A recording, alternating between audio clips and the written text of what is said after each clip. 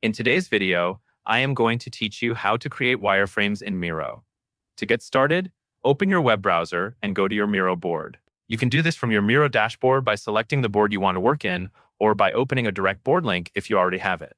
Once the board loads, take a second to confirm you are in the correct workspace and that you can see the main canvas. This is the area where your wireframes will be placed and organized. Next, move your attention to the left side toolbar. This is where Miro keeps the tools and content libraries you will use most often. Look for the Search or Explore area in that toolbar, where you can browse templates and assets. Click on the Highlight or Search area to activate it. You are essentially telling Miro that you want to find a specific type of content to add to your board. Click into that same Highlight or Search field again, so your cursor is active and you are ready to select from the results.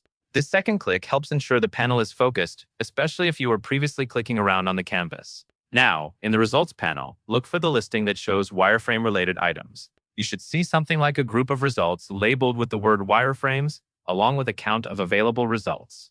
Click on the wireframes results to open the wireframing options. This is where Miro gathers templates and components designed specifically for quick layout and user interface planning.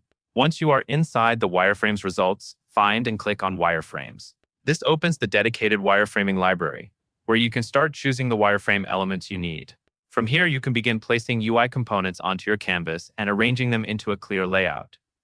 As you build, keep your wireframes simple and consistent. Focus on structure and hierarchy first, then refine spacing and alignment so the screen is easy to read. That covers everything you need to know. And that is all there is to it.